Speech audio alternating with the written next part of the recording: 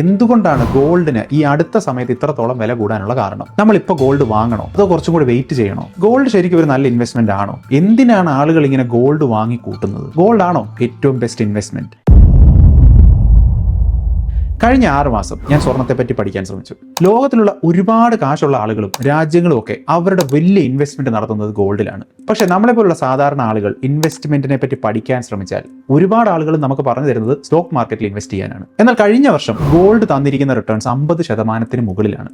ഈ പറയുന്ന ഒരു സ്റ്റോക്ക് മാർക്കറ്റും അതിന്റെ പകുതി റിട്ടേൺസ് പോലും തന്നിട്ടില്ല. വളരെ അടുത്ത് തന്നെ 1 പവൻ സ്വർണ്ണത്തിന് 1 ലക്ഷത്തിന് മുകളിൽ പോകും എന്ന് പ്രെഡിക്റ്റ് ചെയ്യുന്ന ആളുകളുമുണ്ട്. അതേസമയം തന്നെ 2012 ഇതേപോലെ ഗോൾഡിന്റെ പ്രൈസ് ഒരുപാട് മുകളിലേക്ക് പോയിട്ട് പെട്ടെന്നൊന്ന് ക്രാഷ് ചെയ്യുകയുണ്ടായി.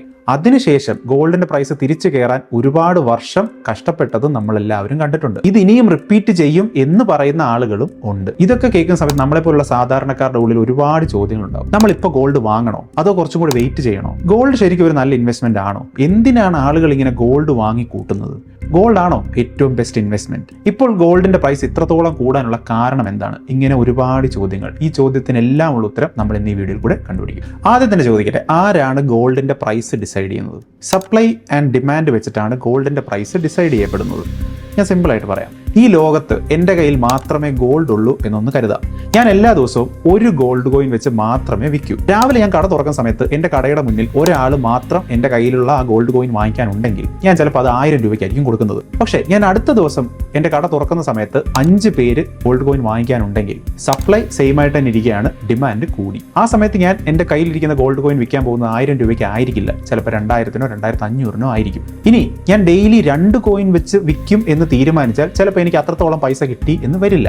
അപ്പൊ സിമ്പിൾ ആയിട്ട് പറഞ്ഞാൽ ഈ സപ്ലൈയും ഡിമാൻഡുമാണ് തീരുമാനിക്കുന്നത് ഗോൾഡിന്റെ പ്രൈസ് ഓരോ ദിവസവും എന്തായിരിക്കണം എന്ന്. ഇപ്പോഴും നമ്മുടെയൊക്കെ ഉള്ളിൽ ഉണ്ടാകുന്ന ഒരു ചോദ്യമുണ്ട്, എന്തിനാണ് ആളുകൾ ഇങ്ങനെ ഗോൾഡ് വാങ്ങിക്കുന്നത്? നമുക്കറിയാവുന്നതുപോലെ ഈ കല്യാണത്തിന് ഓർണമെന്റ്സ് ഇടാൻ വേണ്ടി മാത്രമല്ല ഈ ലോകത്ത് ആളുകൾ ഗോൾഡ് വാങ്ങിക്കുന്നത്.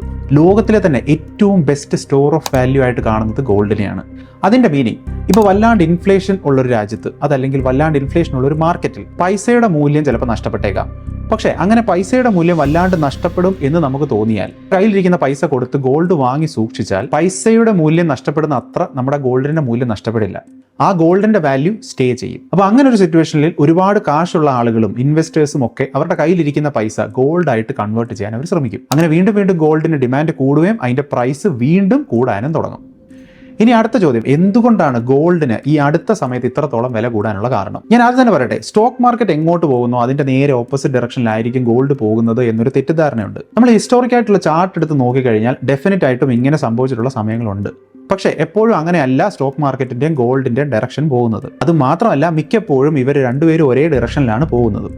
ഒരുപാട് ആളുകൾക്ക് ഈ ഒരു തെറ്റിദ്ധാരണ ഉള്ളതുകൊണ്ട് ഇതിനൊരു ചെറിയ ക്ലാരിഫിക്കേഷൻ തന്നു എന്ന് മാത്രമേ ഉള്ളൂ. ഇനി ബാക്ക് ടു ദ ക്വസ്റ്റ്യൻ, എന്തുകൊണ്ടാണ് ഗോൾഡിന് ഇത്രത്തോളം പൈസ ഇപ്പോൾ കൂടാനുള്ള കാരണം? നമ്മുടെ ലോകത്തിലെ തന്നെ ഹോൾ ഇക്കണോമിക് സിസ്റ്റം വല്ലാണ്ട് വോളറ്റൈൽ ആയ സമയത്ത് ഇൻവെസ്റ്റേഴ്സ് എല്ലാം ഗോൾഡിലോട്ട് മൂവ് ചെയ്യാൻ തുടങ്ങി. ലോകത്തിൽ തന്നെയുള്ള പല ജിയോ പൊളിറ്റിക്കൽ ഇഷ്യൂസും യുദ്ധങ്ങളും റിസഷൻ വരാൻ പോകുന്നു എന്നുള്ള പേടിയും ഇതിനെല്ലാം പുറമെ ട്രേഡ് വാറും ഈ പറഞ്ഞ എല്ലാ കാരണങ്ങൾ കൊണ്ടും ഇൻവെസ്റ്റേഴ്സും സെൻട്രൽ ബാങ്കുകളും ഇൻസ്റ്റിറ്റ്യൂഷണൽ ഇൻവെസ്റ്റേഴ്സും എല്ലാവരും പതിയെ ഗോൾഡിലേക്ക് അതല്ലെങ്കിൽ കൂടുതൽ ഗോൾഡ് വാങ്ങി സ്റ്റോർ ചെയ്യാൻ തുടങ്ങി. 2022 ശേഷം ബ്രിക്സ് നേഷൻസിന്റെ മാത്രം സെൻട്രൽ ബാങ്ക് പർച്ചേസ് ചെയ്തിരിക്കുന്നത് 1100 ടൺ ഗോൾഡ് ആണ്. ഈ ബ്രിക്സ് നേഷൻസ് തന്നെ ലോകത്തിലെ തന്നെ ഗോൾഡ് റിസർവ്സിന്റെ ഏകദേശം 20% ഹോൾഡ് ചെയ്യുന്നുണ്ട്. അപ്പൊ അറിയാത്തവർക്കായിട്ട് ഞാൻ പറയാം, ഈ ബ്രിക്സ് നേഷൻസിൽ ഇന്ത്യയും പെടുന്നുണ്ട്. 2024 ഇന്ത്യയുടെ മാത്രം ഹോൾഡിംഗ് ഏകദേശം 820 ടൺ ഗോൾഡ് ആയിരുന്നു. ഇപ്പൊ അത് ഏകദേശം 880 ടൺ എന്തോ ആണ്. നമ്മുടെ ഇന്ത്യയുടെ ടോട്ടൽ ഫോറക്സ് റിസർവ് എന്ന് പറയുന്നത് ഏകദേശം $650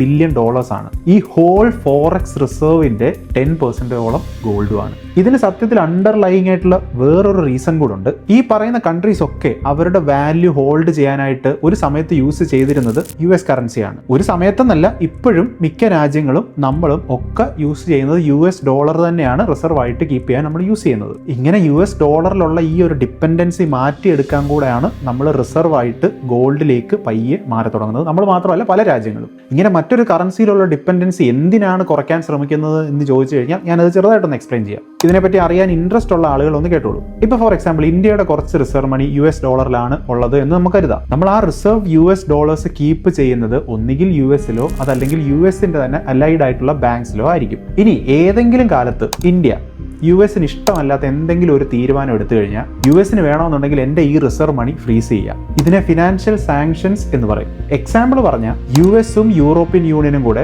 റഷ്യയുടെ സെൻട്രൽ ബാങ്കിന്റെ ഏകദേശം $300 ബില്യൺ ആണ് 2022 ഇവർ ഉക്രൈൻ ഇൻവേഷൻ നടത്തിയ സമയത്ത് ഫ്രീസ് ചെയ്തത്. ഇതേപോലെ തന്നെ നമ്മുടെ ഗ്ലോബൽ മണി ട്രാൻസ്ഫർ നെറ്റ്വർക്ക് ആയിട്ടുള്ള സ്വിഫ്റ്റ് എന്ന് പറയുന്ന സംഭവം ഉണ്ടല്ലോ, ഇതിൽ നിന്നും ഇറാനെ കിക്ക് ഔട്ട് ചെയ്തതും US ആണ്. അതേപോലെ തന്നെ താലിബാൻ ടേക്ക് ഓവറിന് ശേഷം അഫ്ഗാനിസ്ഥാന്റെ മുഴുവൻ റിസർവ് മണിയും US ഫ്രീസ് ചെയ്തു. ഇവർ ഈ എടുത്ത നടപടി നല്ലതാണോ മോശമാണോ എന്നൊന്നുമല്ല ഞാൻ പറയാൻ ശ്രമിക്കുന്നത്. ഞാൻ പറഞ്ഞത് ഇങ്ങനെ ഫ്രീസ് ചെയ്യാനുള്ള ഒരു ഓപ്ഷൻ ഉണ്ട് എന്ന് മാത്രമാണ്. ഇത് സിമ്പിളായിട്ട് പറഞ്ഞാൽ, ഫോർ എക്സാമ്പിൾ, ഇപ്പൊ എന്റെ കസിൻ സിസ്റ്ററിനെ കല്യാണം കഴിച്ചിരിക്കുന്ന ആൾ ഒരു ബാങ്ക് മാനേജറാണ്. പുള്ളിക്കാരൻ അവിടുത്തെ ബാങ്ക് മാനേജർ ആണല്ലോ എന്ന് കരുതി ഞാൻ ഈ ബാങ്കിൽ കൊണ്ട് എന്റെ കയ്യിലിരിക്കുന്ന മുഴുവൻ പൈസയും കൊണ്ട് റിസർവ് ആയിട്ട് ഇട്ടു, അതല്ലെങ്കിൽ FD ആയിട്ട് ഇട്ടു, അതല്ലെങ്കിൽ വേറെ ഏതെങ്കിലും തരത്തിൽ ഞാൻ അവിടെ കൊണ്ട് ഡെപ്പോസിറ്റ് ചെയ്തു. പിന്നീട് നമുക്ക് മനസ്സിലായി ഇവൻ വീട്ടിൽ കയറ്റാൻ കൊള്ളാത്ത ഒരാളാണ് എന്ന് കരുതി നമ്മൾ ഇവനെ അടിച്ച് പുറത്തിറക്കി വിട്ടു എന്ന് കരുതുക. അപ്പൊ ഇവൻ എന്ത് ചെയ്യും? ഇവൻ ചിലപ്പോൾ നമ്മുടെ ഈ പൈസ തടഞ്ഞു വെച്ച് നമ്മളോട് കലിപ്പ് തീർക്കും. അപ്പൊ ഇങ്ങനെ സംഭവിക്കാതിരിക്കാനായിട്ടാണ് ഈ രാജ്യങ്ങളൊക്കെ ഡോളർ സെൻട്രിക് റിസർവിൽ നിന്നും ഗോൾഡിലേക്ക് മാറുന്നത്. അത് മാത്രമല്ല, എന്തിന് നമ്മൾ മറ്റൊരു രാജ്യത്തിന്റെ കറൻസിയിൽ ഇത്രത്തോളം ഡിപ്പെൻഡ് ചെയ്യുന്നു, അതിന്റെ ആവശ്യമില്ലല്ലോ എന്ന് പല രാജ്യങ്ങളും ചിന്തിച്ചു തുടങ്ങിയതും ഇതിന്റെ കാരണമാണ്. ഇതിനൊക്കെ മുകളിൽ, ഇത് രാജ്യങ്ങളെടുത്ത തീരുമാനങ്ങളെ പറ്റിയാണ് ഞാൻ പറഞ്ഞത്, ഇതിനൊക്കെ മുകളിൽ US കറൻസി അല്ലെങ്കിൽ US ഡോളറിനോടുള്ള സാധാരണ ഇൻസ്റ്റിറ്റ്യൂഷണൽ ഇൻവെസ്റ്റേഴ്സ് തൊട്ട് മുകളിലോട്ടുള്ള എല്ലാ ഇൻവെസ്റ്റേഴ്സിന്റെയും വിശ്വാസം നഷ്ടപ്പെട്ടു തുടങ്ങി. ഒരു റിസർവ് ആക്കി വെക്കാൻ പറ്റുന്ന അത്ര വാല്യൂ US ഡോളറിനുണ്ടോ എന്നുള്ള സംശയം ഇവർക്കൊക്കെ വന്നു തുടങ്ങി. അവർക്കൊക്കെ ആ ഒരു പേടിയും വന്നു. അപ്പൊ ഈ ഒരു കാരണം കൊണ്ട് തന്നെ അവരുടെയൊക്കെ റിസർവ് മണി അവരെന്ത് ചെയ്തു? അവർ കറൻസിയിൽ നിന്നും, അതായത് ഡോളർ കറൻസിയിൽ നിന്നും അവർ ഗോൾഡിലേക്ക് പയ്യെ ട്രാൻസ്ഫർ ചെയ്യാനും തുടങ്ങി. ഞാൻ ഇത്രയും കാര്യങ്ങൾ പറയുമ്പോൾ തന്നെ നമുക്ക് എല്ലാവർക്കും സ്വാഭാവികമായിട്ട് തോന്നുന്ന സംശയമുണ്ട്, ഞാൻ ഈ പറഞ്ഞ എക്കണോമിക് കണ്ടീഷൻസ് ഒക്കെ നേരെ തിരിഞ്ഞു വന്നു കഴിഞ്ഞാൽ ഗോൾഡിന്റെ പ്രൈസും നേരെ ഓപ്പോസിറ്റ് ആയിട്ട് വരില്ലേ എന്ന്. അതായത് ഗോൾഡിന്റെ പ്രൈസ് നേരെ താഴോട്ട് പോകാനുള്ള ചാൻസസും ഇല്ലേ എന്ന്. അത് മാത്രമല്ല, ഈ പറഞ്ഞ എല്ലാ ഇഷ്യൂസും കൂടെ ഒരുമിച്ച് കയറി വന്ന സമയത്ത് ഈ ഗോൾഡിന്റെ പ്രൈസ് ഒരു ബബിൾ പോലെ ഇങ്ങനെ ഇൻഫ്ലേറ്റഡ് ആയി ഒരുപാട് അങ്ങ് വലുതായി. അപ്പോൾ ഇതിനി ഏത് സമയത്ത് വേണമെങ്കിൽ പൊട്ടി താഴെ പോകാമല്ലോ എന്നൊക്കെ ഒരു സംശയം നമുക്ക് തോന്നിയേക്കാം. അതിനൊക്കെയുള്ള സാധ്യത ഉണ്ട്. അങ്ങനെ സിമ്പിളായിട്ട് ഇനി വരാൻ പോകുന്ന എക്കണോമിക് കണ്ടീഷൻസ് ഒക്കെ പ്രെഡിക്റ്റ് ചെയ്യാൻ എനിക്ക് സാധിക്കില്ല. എനിക്ക് മാത്രമല്ല, ലോകത്തിലുള്ള ഒരാൾക്കും സാധിക്കില്ല. അപ്പം നമുക്ക് ചെയ്യാൻ സാധിക്കുന്ന ഒരേ ഒരു കാര്യം, നമ്മൾ ഈ ഒരു ചെറിയ കാലഘട്ടത്തിലെ കാര്യം എടുത്ത് നോക്കാതെ നമുക്കൊരു വലിയ ബിഗ് പിക്ചർ എടുത്ത് എന്താണ് ഗോൾഡിന്റെ കാര്യത്തിൽ ഓൺ എ ഹോൾ നടക്കുന്നത് എന്ന് മനസ്സിലാക്കുക. സ്റ്റോക്ക് മാർക്കറ്റിലൊക്കെ വലിയൊരു ക്രാഷ് വരുന്ന സമയത്ത് പല സമയത്തും ഗോൾഡിന്റെ പ്രൈസ് സ്റ്റേ ചെയ്യാറുണ്ട്. എപ്പോഴും എന്നല്ല, ചില സമയങ്ങളിൽ. പക്ഷേ നമ്മൾ കഴിഞ്ഞ ഒരു 40-50 വർഷത്തെ കണക്കെടുത്ത് നോക്കിക്കഴിഞ്ഞാൽ ഗോൾഡിന്റെ മൂവ്മെന്റും വേൾഡിലെ തന്നെ ഏറ്റവും നല്ല സ്റ്റോക്ക് മാർക്കറ്റ്സിന്റെ മൂവ്മെന്റും എടുത്ത് നോക്കിക്കഴിഞ്ഞാൽ ഈ സ്റ്റോക്ക് മാർക്കറ്റുകൾ തന്നിരിക്കുന്ന റിട്ടേൺസിന്റെ പകുതി പോലും ഗോൾഡ് തന്നിട്ടില്ല. പക്ഷെ അപ്പോഴും നമുക്ക് ചോദിക്കാം, ഈ സ്റ്റോക്ക് മാർക്കറ്റിന്റെ പ്രൈസ് ഇടിഞ്ഞു എന്ന് നമ്മൾ മിക്ക സമയത്തും കേൾക്കാറുണ്ട്. പക്ഷേ ഈ ഗോൾഡിന്റെ പ്രൈസ് അത്രത്തോളം ഇടിഞ്ഞു എന്നൊന്നും നമ്മൾ എപ്പോഴും കേൾക്കാറില്ല, എസ്പെഷ്യലി ഇന്ത്യയിൽ. ശ്രദ്ധിച്ചു കേൾക്കണം, എസ്പെഷ്യലി ഇന്ത്യയിൽ. അതിനൊരു റീസൺ ഉണ്ട്. പലപ്പോഴും ഗോൾഡിന്റെ പ്രൈസ് 20-30% വരെയൊക്കെ ക്രാഷ് ചെയ്തിട്ടുണ്ട്. പക്ഷേ അതിന്റെ ഇക്വലന്റ് ആയിട്ട് നമുക്ക് ഇന്ത്യയിൽ ഫീൽ ചെയ്യുന്നത് അതിന്റെ 4/1 മാത്രമായിരിക്കും. അപ്പൊ ഇതെങ്ങനെയാണെന്ന് നിങ്ങൾ അത്ഭുതപ്പെടേണ്ട, അതെങ്ങനെയാണെന്ന് ഞാനിപ്പോൾ എക്സ്പ്ലെയിൻ ചെയ്യാം. ഇപ്പൊ ഗോൾഡിന്റെ ഗ്ലോബൽ പ്രൈസ് ഒരു ഔൺസിന് $2000 നിന്നും $1900 ഫോൾ ചെയ്തെന്ന് കരുതുക, 5% ഫോൾ. അതേസമയം തന്നെ നമ്മുടെ റുപ്പി US ഡോളറും വെച്ച് കൺസിഡർ ചെയ്ത് നോക്കുമ്പോൾ റുപ്പിയും ഡിപ്രിഷിയേറ്റ് ചെയ്തു. 80 rupees per ഡോളറിൽ നിന്നും 84 rupees per ഡോളറിലേക്ക് റുപ്പിയും ഡിപ്രിഷിയേറ്റ് ചെയ്തു. അപ്പൊ ഞാൻ ഈ ഹോൾ സെനാരിയോ ഒന്നുകൂടെ എക്സ്പ്ലെയിൻ ചെയ്യാം. അപ്പൊ നമ്മുടെ ഗോൾഡിന്റെ പ്രൈസ് ഇടിയുന്നതിന് മുമ്പ് ഒരു ഔൺസിന് $2000. ആ സമയത്ത് നമ്മുടെ റുപ്പി ഡോളർ എന്ന് പറയുന്നത് 80 rupees ആയിരുന്നു. അപ്പോൾ ആ ഗോൾഡിന്റെ പ്രൈസ് റുപ്പീസിൽ എത്രയാണ്? 1,60,000 രൂപ. ഇനി ഞാൻ നേരത്തെ പറഞ്ഞ പോലെ ഗോൾഡിന്റെ പ്രൈസ് ഇടിഞ്ഞു, ഒരു ഔൺസിന് $1900 ആയിട്ട് മാറി. അതേസമയം തന്നെ നമ്മുടെ റുപ്പിയും ഡിപ്രിഷിയേറ്റ് ചെയ്തു, റുപ്പിയുടെ വാല്യൂ 84 രൂപ പെർ ഡോളറും ആയി. അപ്പോൾ ഗോൾഡിന്റെ പ്രൈസ് എന്തായി? 1,59,600 രൂപ. ഇതിൽ നിന്ന് നമുക്ക് എന്ത് മനസ്സിലായി?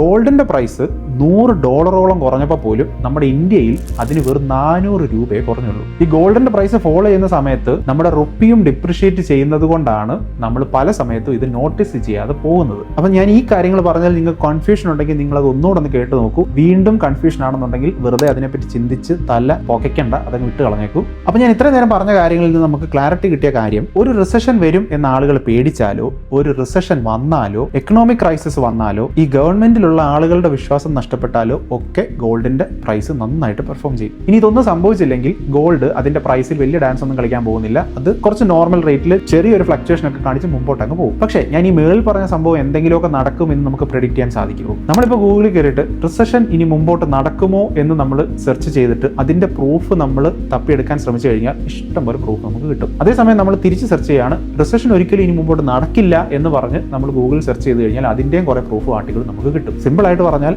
ഞാൻ ഈ മേളിൽ പറഞ്ഞ സംഭവം എന്തെങ്കിലും ഇനി മുമ്പോട്ട് നടക്കുമോ എന്ന് നമുക്ക് പ്രെഡിക്റ്റ് ചെയ്യാൻ സാധിക്കില്ല. ഞാൻ ഇപ്പൊ തന്നെ ഒരുപാട് കാര്യങ്ങൾ ഗോൾഡിനെ പറ്റി സംസാരിച്ചു. ഇനിയും എനിക്ക് 1 മണിക്കൂർ തന്നാൽ ഞാൻ ഗോൾഡിനെ പറ്റി ഇനിയും സംസാരിച്ചുകൊണ്ടിരിക്കുക. പക്ഷെ അങ്ങനെ സംസാരിക്കുന്നതിൽ പ്രത്യേകിച്ച് അർത്ഥമൊന്നുമില്ല. അപ്പൊ ഞാൻ ഇത്രയും നേരം പറഞ്ഞതിന്റെ മീനിങ് ഗോൾഡ് കൊള്ളില്ല എന്നല്ല. പലപ്പോഴും ഗോൾഡ് ക്രാഷ് ചെയ്തിട്ടുണ്ട്, അത് തിരിച്ചു വരാൻ ഒരുപാട് വർഷങ്ങൾ എടുത്തിട്ടുണ്ട്. പക്ഷെ ഡെഫിനറ്റ് ആയിട്ടും നമ്മുടെ ഇൻവെസ്റ്റ്മെന്റ് കുറച്ചൊക്കെ ഒന്ന് ഡൈവേഴ്സിഫൈ ചെയ്യാൻ ഏതെങ്കിലുമൊക്കെ ഒരു പോയിന്റ് ഓഫ് ടൈമിൽ അത്യാവശ്യം കുറച്ച് സ്റ്റെബിലിറ്റി കിട്ടാൻ നമുക്ക് ഗോൾഡ് കുറച്ച് വാങ്ങിക്കുന്നത് വളരെ നല്ല കാര്യം തന്നെയാണ്. രാജ്യങ്ങൾ വരെ അവരുടെ റിസർവ് മണി ഗോൾഡിൽ വെക്കുമ്പോൾ നമുക്കും നമ്മുടെ ഇൻവെസ്റ്റ്മെന്റ് കുറച്ചൊക്കെ ഗോൾഡിൽ ആക്കാം, ഒരു കുഴപ്പമില്ല. പക്ഷേ നമ്മൾ മനുഷ്യരുടെ ഒരു ബിഹേവിയർ ഉണ്ട്. 2021 നമ്മുടെ ഇന്ത്യയിൽ ഗോൾഡ് ETF ഏകദേശം 4000 കോടിയുടെ ഫ്ലോ ആണ് നടന്നത്. പക്ഷേ 2022 ആയപ്പോഴത്തേക്ക് സ്റ്റോക്ക് മാർക്കറ്റ് നല്ല അടിപൊളിയായിട്ട് പെർഫോം ചെയ്യാൻ തുടങ്ങി. ഈ 4000 കോടി ഇൻഫ്ലോ എന്ന് പറയുന്നത് 600 കോടിയിലേക്ക് താഴെ വീണു. വീണ്ടും ഇപ്പോൾ 2024-25 ആയപ്പോഴത്തേക്ക് സ്റ്റോക്ക് മാർക്കറ്റ് ഒന്നും പെർഫോം ചെയ്യുന്നില്ല എന്ന് കണ്ടപ്പോഴത്തേക്ക് എല്ലാവരും കൂടെ ഗോൾഡിൽ പോയി ഇൻവെസ്റ്റ് ചെയ്ത് അത് ഇപ്പോൾ ഏകദേശം 9000 ക്രോസിന് മുകളിൽ വന്ന് നിൽക്കുന്നു. നമ്മുടെയൊക്കെ ബിഹേവിയർ ഇങ്ങനെ അങ്ങോട്ടും ഇങ്ങോട്ടും പോകും. ഇന്ത്യൻസ് മാത്രമല്ല, ലോകത്തിലുള്ള മിക്ക ആളുകളും ബിഹേവ് ചെയ്യുന്നത് ഇങ്ങനെ തന്നെയാണ്. പെട്ടെന്ന് എന്തെങ്കിലും ഒരു സംഭവത്തിന്റെ പ്രൈസ് കൂടി എന്ന് കേൾക്കുമ്പോൾ അയ്യോ ഇതുവരെ എനിക്ക് ഇൻവെസ്റ്റ് ചെയ്യാൻ സാധിച്ചില്ല എന്ന് പറഞ്ഞ് ഓടിപ്പോയി അവിടെ ചെന്നിട്ട് കുറെ അത് വാങ്ങിച്ചു വെക്കും. പിന്നീട് ചിലപ്പോൾ അതിന്റെ പ്രൈസ് മുകളിലോട്ട് പോകില്ല, ഒരുപാട് താഴോട്ടായിരിക്കും പോകാൻ പോകുന്നത്. പിന്നെ 5-10 വർഷം കഴിഞ്ഞിട്ടായിരിക്കും തിരിച്ച് ആ പ്രൈസിലേക്ക് എത്തുന്നത്. ഇതേ സംഭവം തന്നെ തിരിച്ച് സംഭവിക്കുക. എന്തെങ്കിലും ഒരു സംഭവത്തിന്റെ പ്രൈസ് ഒരുപാട് താഴോട്ട് പോകുമ്പോൾ അതെന്റെ കയ്യിൽ കുറച്ചുണ്ടെങ്കിൽ പെട്ടെന്ന് പേടിച്ചിട്ട് ഇനി ഇതിന്റെ പ്രൈസ് താഴോട്ട് പോയാലോ എന്ന് ഓർത്ത് അത് വിറ്റൊഴിവാക്കി നഷ്ടമാണെങ്കിൽ പോട്ടെ എന്നങ്ങ് കരുതും. അപ്പൊ ഈ ബിഹേവിയർ ഒട്ടും നല്ലതല്ല. ഇൻഫാക്ട് ലോകത്തിലുള്ള ഒരു അസറ്റ് ക്ലാസ്സും എപ്പോഴും ഇങ്ങനെ മുകളിലോട്ടല്ല പോകുന്നത്. അങ്ങനെ ഒരു അസറ്റ് ക്ലാസ് ഈ ലോകത്തില്ല. സ്റ്റോക്ക് മാർക്കറ്റും അങ്ങനെയല്ല, ഗോൾഡും അങ്ങനെയല്ല. അപ്പോൾ ഞാൻ ക്വിക്കായിട്ട് പറയാം, നമുക്ക് സിമ്പിളായിട്ട് ഓർത്ത് വെക്കാൻ പറ്റുന്ന 3 important points. First one, gold വളരെ നല്ല ഇൻവെസ്റ്റ്മെന്റ് തന്നെ. ലോകത്തിലെ ഏറ്റവും ബെസ്റ്റ് ഇൻവെസ്റ്റ്മെന്റ് ഗോൾഡ് ആണെന്നൊന്നും പറയാൻ പറ്റില്ല. പക്ഷേ ഗോൾഡ് നല്ല ഇൻവെസ്റ്റ്മെന്റ് തന്നെ. വളരെ ചെറിയ ലെവലിൽ നമ്മൾ പയ്യെ സ്റ്റാർട്ട് ചെയ്ത് കൺസിസ്റ്റന്റ് ആയിട്ട് ഗോൾഡ് അക്യുമുലേറ്റ് ചെയ്യുന്നത് നല്ല കാര്യം തന്നെയാണ്. സെക്കൻഡ് പോയിന്റ്, എന്തെങ്കിലും ഒരിക്കൽ ഗോൾഡിന്റെ പ്രൈസ് താഴെ വീഴും അപ്പോൾ വാങ്ങിക്കാം എന്ന് പറഞ്ഞ് നോക്കി നിൽക്കേണ്ട. ഗോൾഡിന്റെ പ്രൈസോ അതല്ലെങ്കിൽ വേറെ ഏതെങ്കിലും ഒരു വേൾഡ് എക്കണോമി തന്നെ ഇൻഫ്ലുവൻസ് ചെയ്യുന്ന ഏതെങ്കിലും ഒരു അസറ്റ് ക്ലാസിന്റെ പ്രൈസ് നമുക്ക് പ്രെഡിക്റ്റ് ചെയ്യാൻ സാധിക്കില്ല. അതുകൊണ്ട് ഫോളോ ചെയ്യാനായിട്ട് നമ്മൾ കാത്തിരിക്കേണ്ട. ഇനി മൂന്നാമത്തെ പോയിന്റ്, ഡൈവേഴ്സിഫൈ ചെയ്യുന്നതിനായിട്ട് അവരുടെ വാല്യൂ റിസർവ് ചെയ്യുന്നതിനായിട്ട് രാജ്യങ്ങൾ വരെ ഗോൾഡ് റിസർവ് ചെയ്ത് വെക്കുന്നുണ്ട്. ഉറപ്പായിട്ടും നമുക്കും അത് ചെയ്യാം. അപ്പോൾ നാലാമത്തെ പോയിന്റ്, ഗോൾഡിന്റെ പ്രൈസ് പെട്ടെന്ന് മുകളിലോട്ട് പോകുന്ന സമയത്ത് നമുക്ക് ചുറ്റും ഈ ഡയലോഗൊക്കെ കേൾക്കാം, ഗോൾഡാണ് ഏറ്റവും ബെസ്റ്റ്, സ്റ്റോക്ക് മാർക്കറ്റ് അത്ര പോരാ എന്നൊക്കെ. ലോകത്തിലുള്ള എല്ലാ അസറ്റ് ക്ലാസ്സിനും ഓരോ ക്യാരക്ടർ ഉണ്ട്. അത് ബിഹേവ് ചെയ്യുന്നത് അതിൻ്റെ ക്യാരക്ടർ വെച്ചാണ്. സോ ഒരെണ്ണം ഒന്നിനേക്കാൾ ബെറ്റർ ആണ്, അതാണ് ഏറ്റവും ബെസ്റ്റ്, അതത്ര പോരാ, അങ്ങനെയൊന്നും നമുക്ക് പറയാൻ സാധിക്കില്ല. നമ്മുടെ ഐഡിയ ഓഫ് ഇൻവെസ്റ്റ്മെൻറ്റും നമ്മുടെ സർക്കംസ്റ്റാൻസസും ഒക്കെ വെച്ചിട്ട് നമുക്ക് ചൂസ് ചെയ്യാം, എനിക്കിതാണ് നല്ലത്, നിനക്കതാണ് നല്ലത്. അതല്ലാതെ ലോകത്തിലെല്ലാവർക്കും നല്ലത് എന്ന് പറയാൻ പറ്റുന്ന ഒരു ഇൻവെസ്റ്റ്മെന്റ് ഇല്ല. സോ നമുക്ക് ചെയ്യാൻ പറ്റുന്ന കാര്യം, നമ്മളുടെ ആ ഒരു സർക്കംസ്റ്റാൻസ് നമുക്ക് ഐഡന്റിഫൈ ചെയ്തിട്ട് നമുക്ക് പെർസെൻറ്റേജ് വെക്കാം. അതായത് ഞാൻ ഇനി 50% സ്റ്റോക്ക് മാർക്കറ്റിലായിരിക്കും, 20% ഗോൾഡിലായിരിക്കും, ബാക്കി കുറച്ച് FDയിലായിരിക്കും, പിന്നെ കുറച്ച് ഗവൺമെന്റ് ബോൺസിലായിരിക്കും ഞാൻ ഇടുന്നത്. അത് എനിക്ക് ഡിസൈഡ് ചെയ്യാം. അങ്ങനെ എല്ലാ ആളുകളും ഡിസൈഡ് ചെയ്യണം. നമ്മൾ ആരെങ്കിലും പറയുന്നത് കേട്ടിട്ട് ഗോൾഡാണ് ഏറ്റവും ബെസ്റ്റ് ഇൻവെസ്റ്റ്മെന്റ് എന്ന് പറഞ്ഞിട്ട് ഗോൾഡിൽ മാത്രം നമ്മൾ ഇൻവെസ്റ്റ് ചെയ്തുകൊണ്ടിരുന്നാൽ 2012 സംഭവിച്ച പോലെ എന്തെങ്കിലും ഒരിക്കൽ സംഭവിച്ചു കഴിഞ്ഞാൽ നമ്മുടെ എല്ലാ ഇൻവെസ്റ്റ്മെന്റും ഒത്തിരി നാള് താണു നിൽക്കും. നമുക്ക് ആവശ്യമുള്ള സമയത്ത് ചിലപ്പോൾ നമുക്ക് പൈസ വിഡ്രോ ചെയ്ത് എടുക്കാൻ സാധിച്ചു എന്ന് വരില്ല. സോ ഇത്രേ ഉള്ളൂ. നമ്മൾ കുറേ കാര്യങ്ങൾ ഇൻഡെപ്തിൽ നോക്കി. ഇപ്പോൾ ഗോൾഡിനെ പറ്റിയുള്ള ഒരുപാട് കാര്യങ്ങൾ പറയാനും മനസ്സിലാക്കാനും കേൾക്കാനും ഒക്കെ നിങ്ങൾക്ക് സാധിച്ചു എന്ന് ഞാൻ വിശ്വസിക്കുന്നു. അപ്പോൾ ബൈ.